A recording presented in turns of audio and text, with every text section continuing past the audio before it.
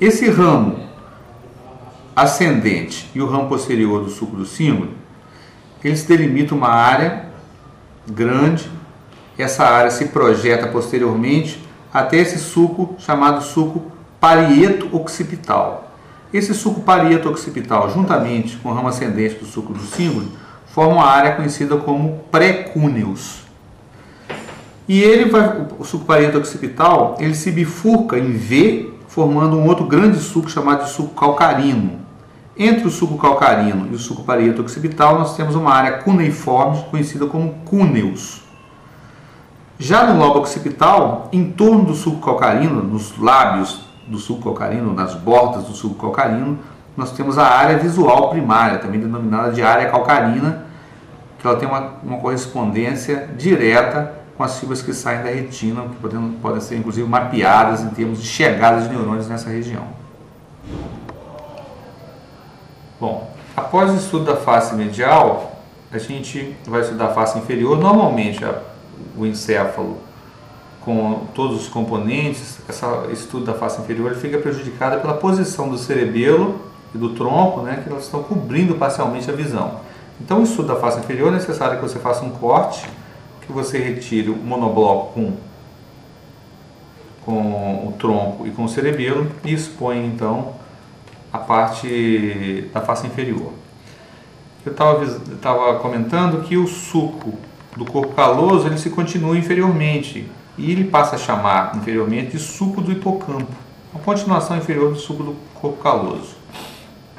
O giro do símbolo ele continua inferiormente, formando um pequeno istmo, chamado istmo do giro do símbolo, que vai até esse primeiro giro inferior, que é o giro para-hipocampal. A nossa referência para o estudo da face inferior pode ser a partir da linha média, da continuação com a face medial, ou a partir da continuação com a face superolateral.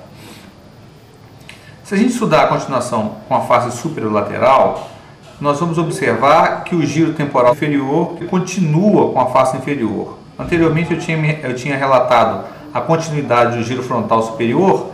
Aqui acontece a mesma coisa, o giro temporal inferior se projeta para a face inferior. O limite medial dele é esse suco que muitas vezes está descontínuo, chamado de suco colateral. O suco colateral ele limita medialmente o giro temporal inferior.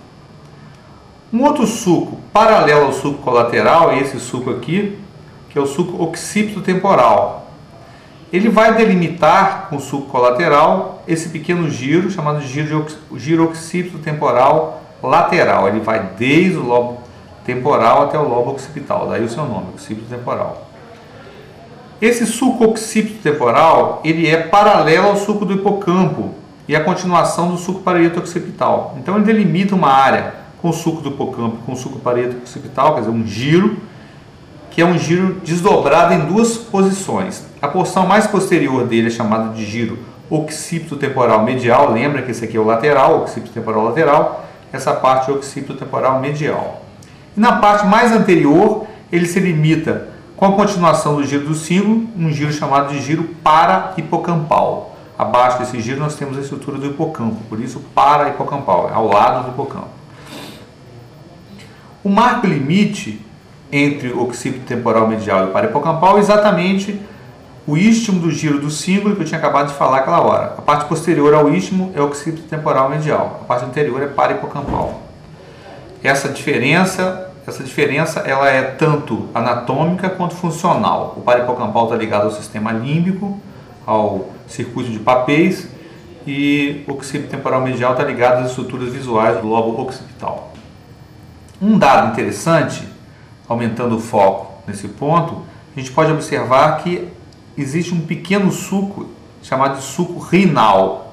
Esse suco aqui, que ele delimita uma área conhecida como área entorrinal, quer dizer, em torno do suco renal, que é uma área também ligada ao sistema límbico. E a porção mais anterior do giro para-hipocampal, ela forma um gancho em direção posterior, esse pequeno pontinho aqui, que é conhecido como uncus ou unha. É uma pequena unha do lobo temporal e está relacionada em parte ao sistema límbico e em parte a algumas funções olfatórias que envolvem o circuito emocional.